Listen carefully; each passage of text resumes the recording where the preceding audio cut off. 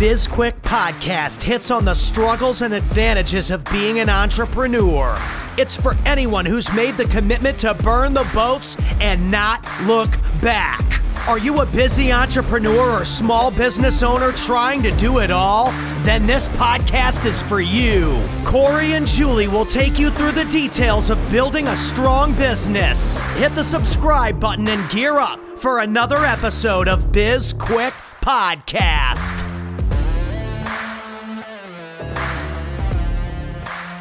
Hello and welcome to BizQuik. I'm Corey. I'm Julie. And on today's show, we've got Molly Tschang on. She is the founder and CEO of Abella Consulting, and she is the host of Say It Skillfully, which is a program on Voice America that she hosts once a week. And we're going to have her on the show to talk about communication, management strategies, getting the business owner, the founder out of the business and working on building those strategies for the business. So I know that she'll have a lot of thoughts on the subject, but Julie, what are your thoughts on the subject? On the subject of communication? I'm for it. Okay, me too. Podcast over. Excellent. All right.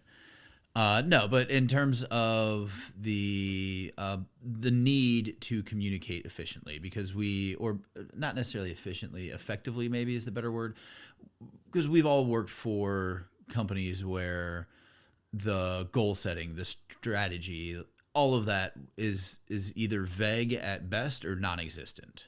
Like that communication doesn't really flow downhill that often. Yeah, what's interesting to me is I've never really, until we started researching and planning for this particular podcast, I never really considered the relationship between strategy and communication, right?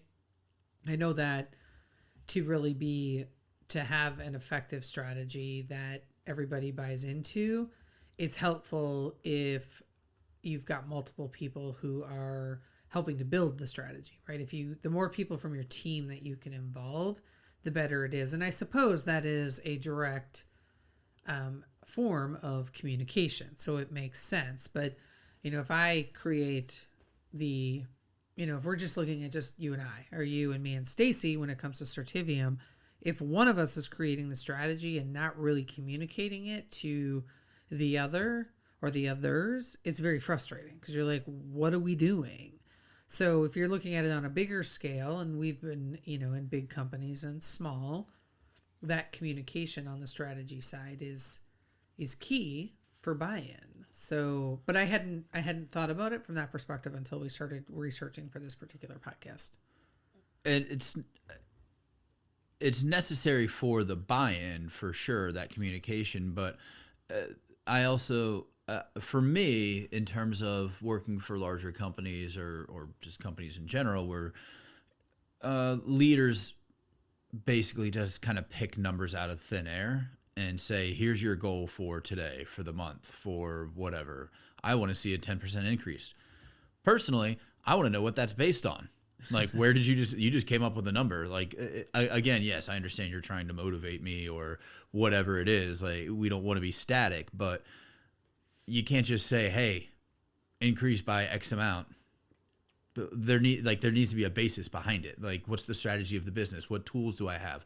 All of these things, like, what's my motivation other than continued employment, which could be just perfectly fine, or whatever it is. There's a lot of communication that needs to happen, and the communicating the reasoning behind the strategy, I think, will help people like myself buy into it, because then I can look at that and say, oh, okay, this makes sense now that I know that X, Y, or Z went into this, what seemingly was an arbitrary number of 10% growth.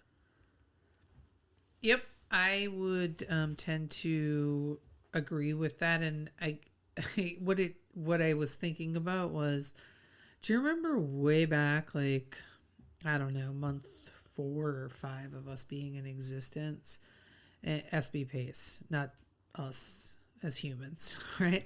Yeah. And we had hired a consultant, and I know exactly where you're going with this. She was a marketing consultant, right? And we hired her to help us launch our book.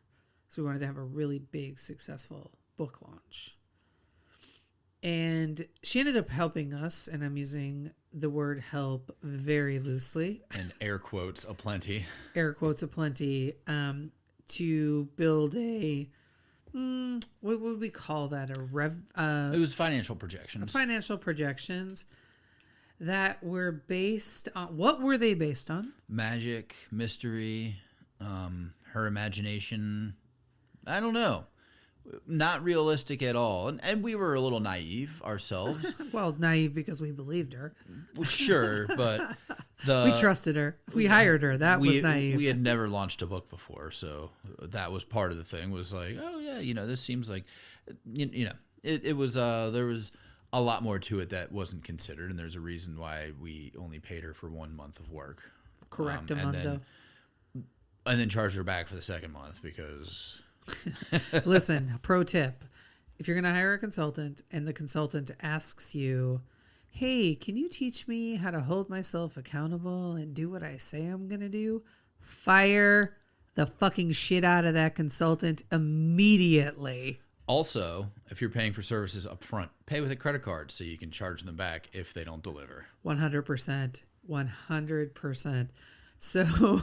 yeah, because I mean, she literally had us like 7 figures in like 6 months. Yeah.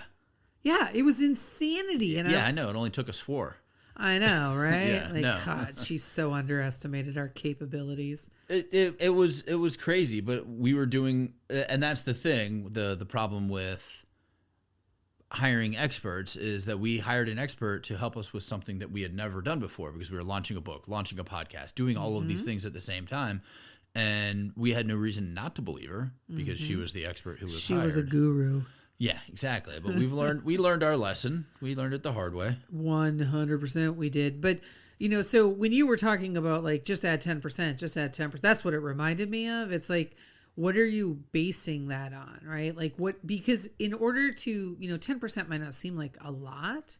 And depending on where you're at, but to grow, like as a sales rep, to grow your gross sales by 10%. Sure. To grow your, your client base, whatever it is. That's a lot. And you need to have a plan. Like, what is the strategy to do it? What support do you need? What other tools do you need? And how are you communicating that to the rest of the company so that you can actually execute on it, right? Because for SB Pace, I own sales, but I can't execute on sales without the support of you. Sure. So when we don't have the sales numbers we want. That's my fault? Yeah, that's where I was going. Okay. But the other thing is when you create those arbitrary numbers and you know that they're either not attainable or realistic or they don't exist in reality in general, the person who has to deliver on them has no faith in them. So they don't really have any motivation to hit them because if 10% is your goal, but if you don't hit it, it's not that big of a deal. What am I trying for then? If it's not that big of a deal, you just want me to increase. Right. That's why it's so important to have skin in the game and be included in the process. Exactly. Yeah. All right. We should probably wrap up and bring Molly on to see what she has to say about this very interesting topic. We've launched a whole new coaching program aimed at helping small business owners accelerate their revenue.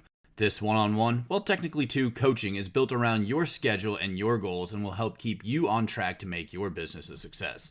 There are no strings attached, no long commitments, and at $600 a month, it's priced perfectly for any small business owner. If you're struggling to find time to grow yourself and your business, or you want to find ways to improve your financial situation, head on over to sbpace.com/small-business-coaching to sign up.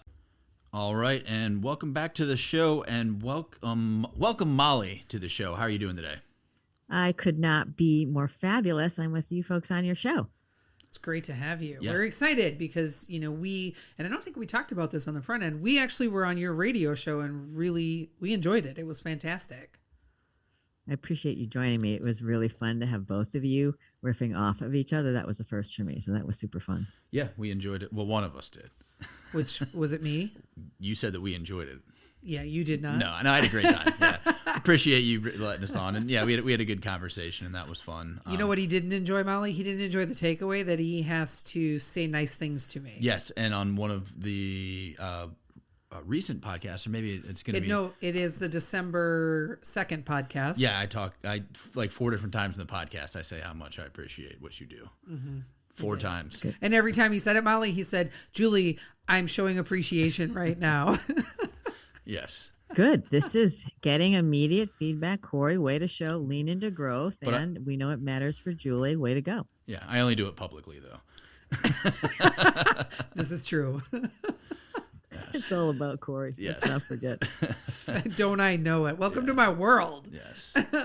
All right. Well, let's jump into it. So before we brought you on, we were talking about communication, building strategies amongst leaders, and communicating that strategy to the team, getting buy-in from the team, getting them involved, all of that type of stuff, and how important it is. So if you could just validate everything that we just said without knowing what we said. Just confirm that we're right. Yes. Well, of course you're right, and of course strategy. What we are doing, also what we're not doing, is essential. And having the team buy-in is without question the top need in order for people to actually execute it, because strategy execution is generally the harder part, and that the leaders actually can't on their own do. They need the team. How do you, what do you think is one of the biggest causes or reasons that leaders fall into that sort of trap of not including their team and getting buy-in? Like, why is it happening? Yeah, I think part of it is for the senior leaders, they think about this, they're talking about it, it's very front and center for them. Therefore, it's very difficult to remember and imagine what it's like for the other folks for whom they, one, don't know, and two, it's not even like super top of mind because they're just trying to execute on all the tasks you have them doing.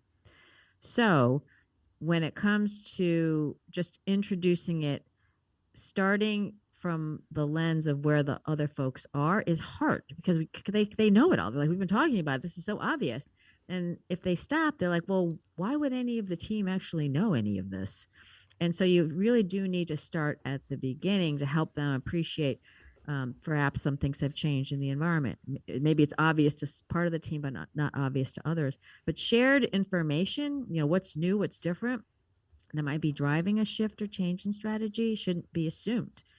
So I think that opportunity to meet people really where they are and bring them along it's just a bit of a switch because I get it. Leaders are trying to move really fast. And the second thing is I think it's hard to appreciate that sometimes for people, if they don't really get it, it's hard to get their hearts and their heads and hearts around doing all the work. So, it's worth that upfront investment to grease the skids, if you will. I just want to touch on one thing that you said that really stuck out to me is, when you said that the shared information that drives a shift in the business shouldn't be assumed, which the reason it stuck out to me is because I think so often with communication, we assume things that aren't there, right? So we're somebody can say something and you can assume a tone or meaning or whatever that's simply not there. And in this case, we're saying don't assume something that people understand or are on the same page if you're not specifically or explicitly communicating or sharing that information, right? So it's that almost like the flip side of the need for assumption or not having assumptions inside of a communication.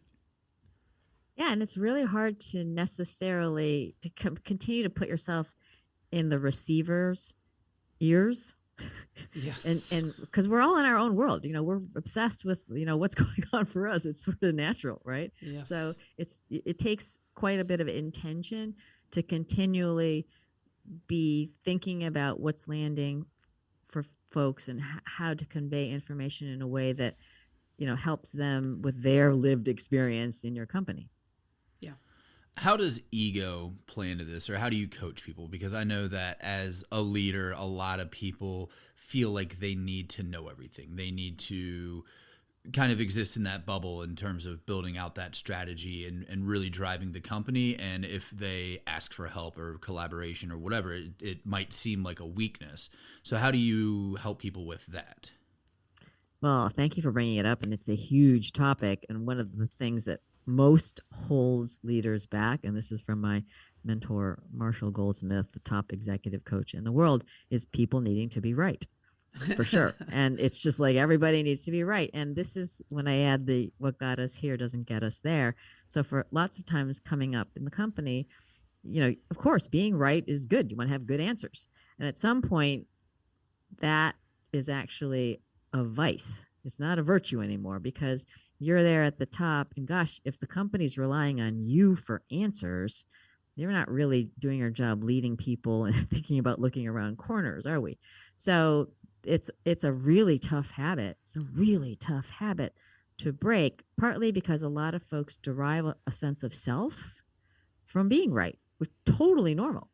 So the ability to help people appreciate that when you're the leader and you're talking first, or you're giving your point of view first, or you seem like there's no doubt in what you're saying, it's pretty much really hard for anybody to disagree with you. And the danger of that is you're not helping people bubble up their ideas, even their wrong ideas, because wrong ideas can help spur the cognitive functioning of a group. And so that ability to say, I know you don't mean this, I can imagine that a lot of folks find it a bit intimidating. And gosh, you're paying these people a lot of money. Don't you want them to tell you what they really think? People tend to go, yeah, okay, great. Well, so let's try some things. Let's try to change this up a little bit. How about no answers from you? How about if you are going to contribute, you contribute last?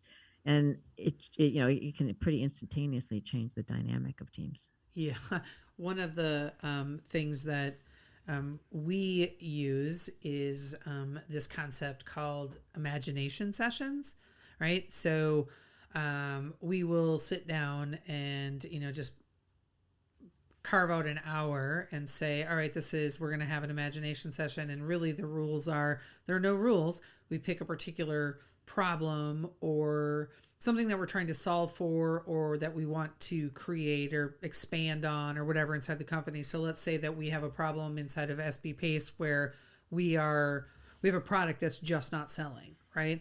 Like for whatever reason, we're not selling this product. So we sit down and say, what are all of the different ways that we can solve this problem? And we literally just whiteboard out everything that comes to our mind. No wrong answers, just throw it up there and then go back through and say, well, how realistic is this one to do? How could we do this? Could we do this? Right? So it really opens up your mind to start thinking about, these are all the options. And then after you're done, you're like, this doesn't work, or we can't do this, or we would have to, in order for this to work, we would have to do A, B, C, or whatever it is. And it gives the freedom of, there's no wrong, well, there are definitely wrong answers. And some of the things that go up there, we just laugh at, like, whose idea was that? That's ridiculous. But we know it's a safe space. And the whole point of it is to really, really think of everything you possibly can, and then figure out why those things will not work, why they're not actually an option, and then make a plan from there. Yeah, I love that idea. I think the idea of sometimes if there's no wrong answer, you can't say that's not a good idea, that can inhibit. And so I think creating the space to say, okay, wow, maybe it isn't like, that's the dumbest idea I've ever heard, why'd you say it? But it might be, wow, I don't even see how that fits in, say more. And the ability to have the back and forth, doesn't make sense to me, help me understand, that kind of interaction can help unpack things and create a richer, more robust kind of investigation of different areas. And if you set the ground rules, which are, look, we're not trying to make anyone feel stupid or look bad, but we do want to press into these topics, and everyone's in charge of unpacking and exploring them, can kind of be a fun way to dig deep. You mentioned something a little bit ago about it being intimidating for some people, the situation of communicating or expressing those ideas or collaborating, whatever it is, where it might be intimidating, especially if you have somebody who's a strong leader, just a strong personality, and you might be new or young or whatever it is, that you don't want to speak up because you don't want to do whatever, feel like you're going to get fired or shunned, thrown out in the cornfield, whatever it is. So like when it comes to that, in terms of trying to get people to participate in a conversation, aside from the what you were just kind of mentioning in terms of, that's not a dumb idea, just explain a little bit more. Not obviously just shooting ideas down immediately, but what else could people do to help incorporate their team into the decision making or that strategy to making? Well, I think this is part of the expected behaviors of the team, which is, this is the deal, folks. You're here because you belong here. And we're paying everybody because they think you have value to add. And in our world, it's hard to add value if you're not contributing. I think for folks, particularly if English isn't a first language, creating some other opportunities and ways that people contribute their ideas is certainly something to think about. But I think setting the norm of, okay, we really want folks to express what you're thinking, if it's landing, if it's not landing, if you have new ideas, if you have different ideas, if you disagree. And we really want robust dialogue. And it is everyone's responsibility, right? And you're like, woo, all the introverts are like, what? Yes, it is everyone's responsibility to be contributing. Otherwise, I'm not really sure why you're here, right? So, okay, so what I'm going to do as your facilitator, let's say, saying, I know it can be hard. Some of us, we call them the noisies, are easy to chirp in, but the quiets can't find their way in. So what I'm going to make sure I do is I'm going to go around the room. I'm going to be able to ask folks what they're thinking. And, I know that might feel a little intimidating. If you're tracking with a conversation and you're agreeing, just let us know you agree. I do want to offer that I'm expecting folks to come up with different points of view. So if we're just all agreeing all the time, I'm going to end the meeting and then I'm going to tell us to come back, and I want to make sure that we're hearing different ideas. So the leader has the opportunity to set the stage for this is what success looks like, and this is a requirement. It's not an optional event. It's not an optional event to come to my meetings and sit here.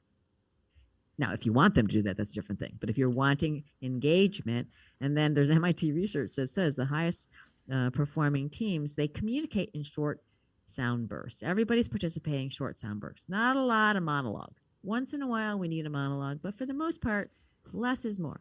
So ask people, okay, I'm going to try to keep it crisp. And people will look at me, oh my God, Molly, we can't keep the meetings crisp. And then, then I'll say, well, what do you do? Well, I look down and I just keep typing on my computer. I'm like, oh, well, that's really helpful, isn't it? So I do this with folks. If you have someone who is very passionate, you might just say, Corey, so appreciate how passionate you are. I think we may have lost some people. Okay, do us a favor, 2 sentences, sum it up for us. Give us the high points of what we need to take away. Boom. So the facilitator has a real role to make sure that you move through with some velocity so that people feel like, okay, we're engaging here, we're on it. Everyone has a chance to chime in, and everyone needs to chime in. I just want to tell you that you're speaking Corey's language with the sentence short sound bites. Less is more. Less is more. We literally just had this conversation earlier today. Use less words, Julie. So, yes. And I don't pontificate a lot. There's a time for conversations, and then there's a time for bullet points. I much prefer bullet points 99% of the time. But I understand the need for conversations. So this is a tip for the Coreys of the world, because many folks like to talk things out, and they create connection and relation through talking things out. And there's a balance, because they won't feel fulfilled. They'll feel like they're not really connecting emotionally if they're not able to express. So there's a healthy balance to give people the amount of airtime that they need, but also understanding, and a way to shine the mirror on this is saying, look, I know that you know what you're talking about. Sometimes if you go on and on, you don't get as much credit. You're not looking as much as an expert that you are. I'm going to encourage you, in some situations, you really want to net it out. And so when you can help people appreciate that a shift is in their best interest, help them look better, that can be a driver for change. You used 2 words in there that I don't think Corey understands what they mean. Emotional connection. In fact, that's the very thing he's trying to avoid in almost every situation. So lost him. That's not true, but there's a certain point where I understand what you're saying, Molly, but also where and this goes for many conversations I've had throughout the years with many people where yes, they feel a need because that using more words is going to make a better point, whereas I'm like, I already know what your like the point is. You can just stop right there. You don't need to finish that paragraph or even that short novel that you have prepared. I already get it. I get it. That's enough. As I like to say, land the plane. Yes. Yeah. When you have the folks that have a really egregious habits, then it becomes sort of a team project to be like, okay, we can help you here. We're going to help you, but you have to help yourself too. And, for everyone's benefit, kind of game on. So what about the people on your team who might just be completely introverted, 100% scared of public speaking, whatever it is? Would you encourage leaders to have the additional options to say, hey, if you wanted to come see me in my office after this, happy to talk. You could send me an email. There's a suggestion box if that's still a thing. Whatever it is, so that because people, they learn in different ways and they communicate in different ways. Do you want to encourage that as well? Yeah, that's a really great point, and that's a very unique situation, person by person, I guess I should say. And I think part of it is understanding from an individual's perspective. Why is it that you're afraid? Listen, I'm an introvert. I was terrified. So, I think that I get it. It is part of the team dynamic to be able to debate and put information out there and hear each other. So if someone really gets a hall pass for that, I'd really want to understand, if there's really a growth opportunity for that person that you'd really want to work on, right? And you don't want to make it like they're pulling teeth and they hate it, but part of it is saying, look, you have a lot to contribute, and I need you to contribute it. And if you don't speak up, it's really hard for people to learn from you. And so just understanding what the fear is, and it can be a confidence. It can be like, once I spoke up and I got fired, who knows what's going on there. But I think for me, it begs the question of what's really going on for the person. We're not asking you to do a full on, Shakespeare soliloquy here. We're trying to just make sure we get your thoughts on problem solving or what have you. So I think that it's an opportunity to help that person grow. And if it is an more introverted person, we're not trying to make them an extrovert. We're just trying to help them not let their introversion get the best of them. Perfect. Well, I think we need to start wrapping up here. We're close on time for the podcast, but before we go, is there anything that we can do for you? Well, I love what you folks are doing. I think the entrepreneurial spirit is fantastic, and also a real need in our country for people to have opportunities to work in smaller businesses. I want everyone to be able to be who they are and say what needs to be said, which is why I started the whole Say It Skillfully passion project that I have. So if you folks could share it with your folks and encourage them to take advantage. I have 50 videos, free videos, where people can kind of hear me talk through challenging conversations. I have my weekly radio show, and I love time to time hearing from callers about live problems, scenarios, sensitive situations that they have, and we unpack it for the world. And so I appreciate your help in spreading the word, and that's what I call being part of the solution. Well, we will 100% share your information, your radio show, and the videos. And I will say this, when we were on your radio show, I will speak only for me. Corey can speak for himself.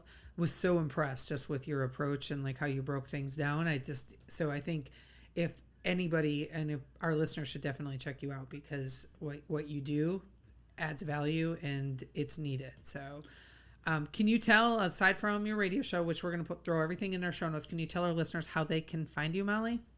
Yeah, the sayitskillfully.com is the site with the videos. I'm on LinkedIn.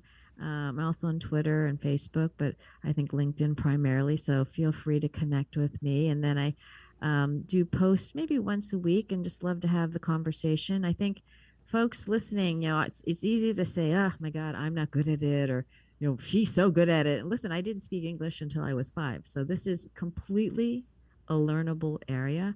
It starts within. So the emotional intelligence to be in good relationship with yourself, the social intelligence to be able to identify someone else's emotional experience, fundamental to connection, Corey. And then the relationship system intelligence, who are we together? And you two are in the same organization, but you have a different experience of being in that organization, and the ability to walk in each other's shoes is fundamental to powerful group identity and collaboration and sustaining success. So for me, it's not really just a moral construct. This is how we are better together. Great.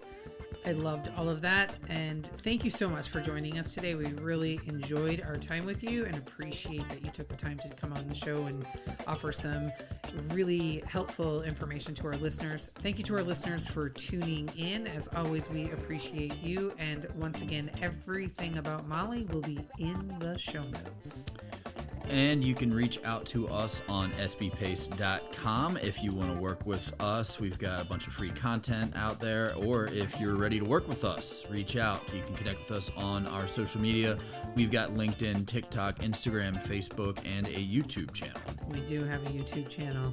It is pretty fun. And definitely you're going to want to check out our YouTube channel in the month of December, because every single day we put out a new video that is tangentially at the least related to the holidays. That's very, very liberal. Very liberal, it is. But there's some fun stuff in there. Like, for instance, is Die Hard a Christmas movie? So you'll have to tune in to find out the answer to that. With respect to our podcast, please download and rate it. We would love it if you did. Subscribe to it and give us a review if you're feeling extra generous. And remember, it is the holiday season, so generosity should be a little bit bigger in the month of December. Also, reach out to us about any topics that you might be interested in hearing about, because if you've got a wish, we're going to do everything we can to make it come true. Wow. Okay. A wish on a podcast topic. Yeah. Okay. There we go. Yeah. Let's clarify that. Perfect. Sure. So, don't forget to purchase our book, Seriously Now What? A Small Business Guide to Disaster Preparedness. We've got a digital workbook download. It was a #1 Amazon bestseller. And if you've already purchased it, please go back out to Amazon, rate and review it if you have not done so already. Right. And once again, I feel like I need to clarify. The book is the #1 Amazon bestseller, not the digital download. Also, there might be word searches in the digital download. I couldn't tell you if there are or not. You're going to have to go look. I'm Julie. I'm Corey. And this was BizQuik, helping small businesses communicate better.